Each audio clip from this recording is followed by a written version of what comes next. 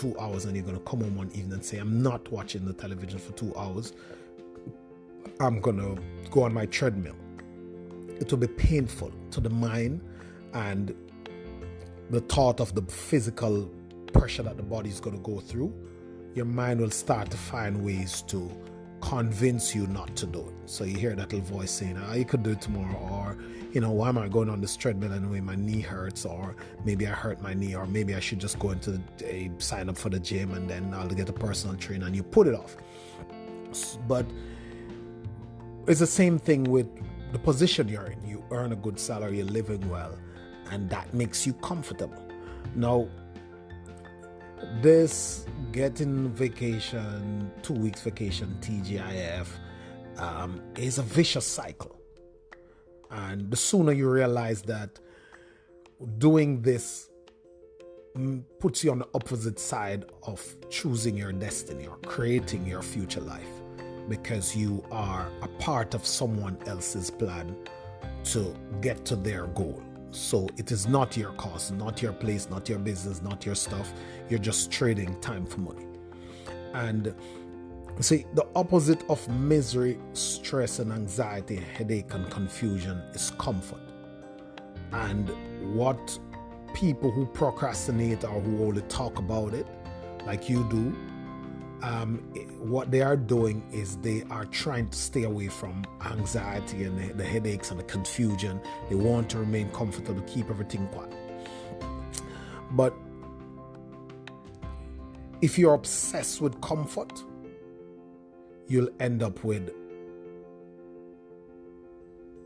a bitter, like what could turn out to be a bad position for you, because nothing grows in comfort. You're either creating or you're degenerating.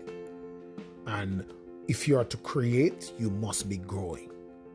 So you have to be becoming better. You have to be leveling up. If you're not leveling up, there's no growth taking place. And sooner or later, you'll start to pay the price for you. I think it was Jim Rohn who said that everybody must suffer from two pains: the pain of regret, the pain of discipline. Under that, the pain of discipline weighs ounces and the pain of regret weighs ton. So, we are in this kind of paradigm of the love for convenience. We can't save any money. We love to sleep, so we don't read.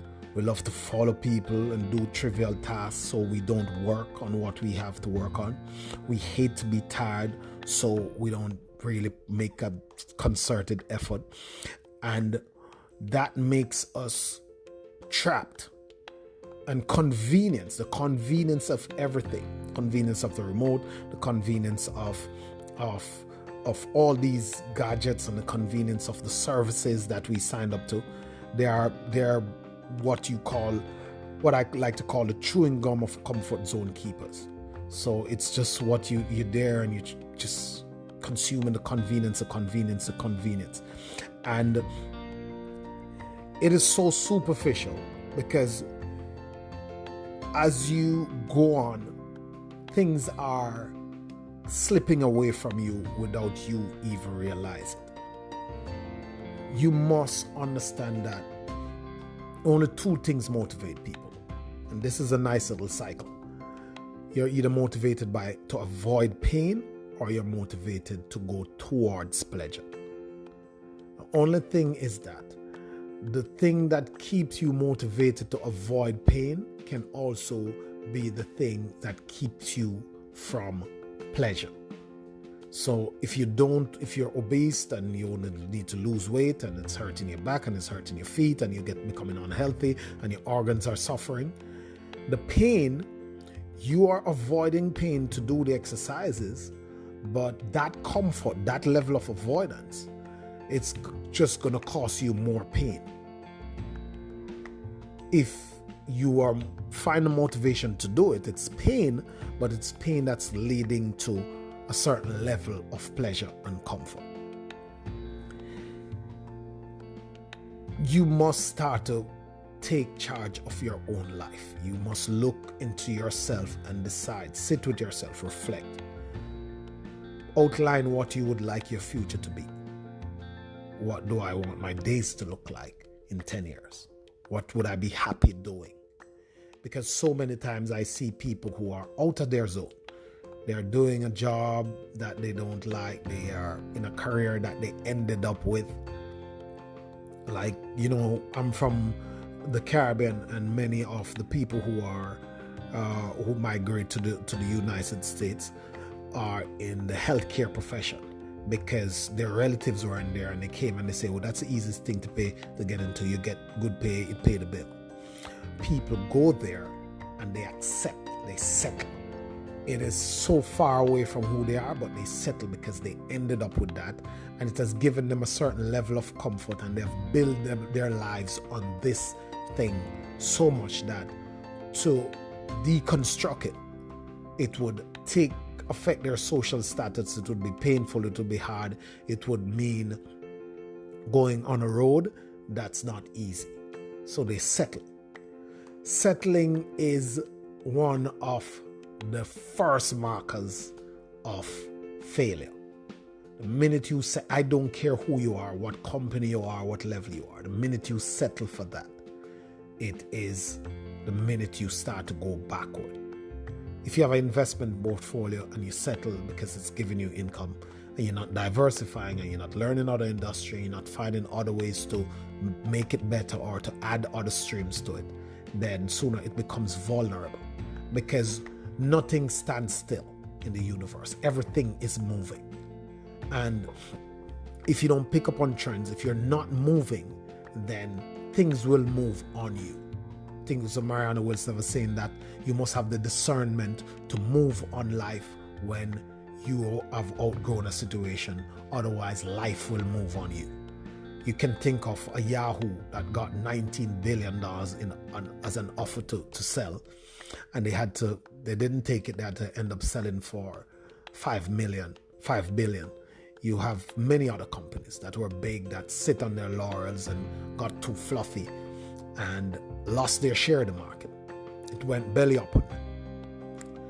My friends, you must understand life. I was in a class the other day and I was telling that my student that I'm teaching this whole class on Shopify and e-commerce, and I told her that, look,